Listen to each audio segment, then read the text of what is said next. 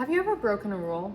Maybe you were given timeout as punishment, or something else, like given an extra chore, and it could have been really upsetting. But lots of times these rules and these punishments exist for a reason. Let's say the rule was no running inside, and you decided to sprint down a hallway. Well, maybe that rule existed because there was a hard floor, like wood, and you could have fallen and hurt yourself. Lots of times these rules exist to protect you or keep you safe. Cities also have rules like this. These are called laws. A law is a legal rule within a community that regulates the actions of the members of that community and can be enforced by the threat of penalties if the law is broken. Typically, laws are aimed at specific people.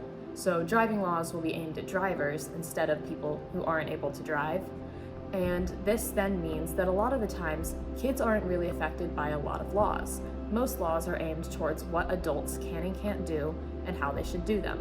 But that doesn't mean kids aren't affected by laws. Safety laws are made to ensure that people don't hurt themselves or others. For example, speed limits are an example of a safety law. They make sure that cars don't drive over a certain speed so that they're able to stop on time and don't hit other cars. Similarly, there are restriction laws that tell you how old you have to be to do things and how long you're allowed to do them. These are things like child labor laws that talk about how long children are allowed to work per week and when you can have drugs or alcohol. Usually when you're an adult at the age of 21, alcohol becomes legal because your brain has finished developing.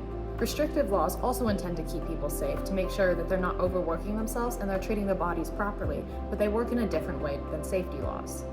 Much like rules in a school, if laws are followed, a community can run smoothly and safely. But if laws are broken, there could be punishments, much like breaking a rule.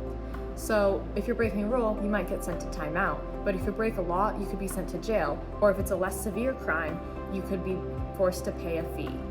These punishments incentivize people to always follow laws and think about their community's safety. There are also laws that affect kids. These are things like requiring you to go to school, telling you can only have a job when you're a teenager or older, and then limiting you on how much you can work when you have one of these jobs, protecting you at home, and allowing you to have free speech and self-expression. Some places, like schools, are allowed to change these laws though. So when it comes to free speech, they could impose dress codes to make sure that you are appropriate for the setting that you're in. Typically, this is following safety concerns. Things like you can't bully people in schools because it can hurt other people. While you may have the right to free speech and be allowed to say whatever you want or whatever you believe in, you can't tell somebody that they're stupid because it's mean. It's a school's job to set rules on how you behave, to keep you safe, and to keep you working right. And at the end of the day, those rules, laws, and your rights are all different things.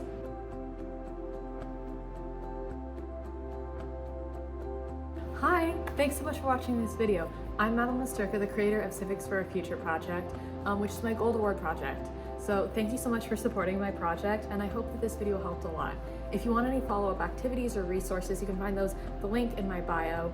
It will have all of the resources that I use for information to get this content. It'll have resources for activities that you can use to follow up, as well as the database for all of the videos that I've created and things like that. So I totally hope that this helped, and hope you have a great rest of your day. Thank you so much.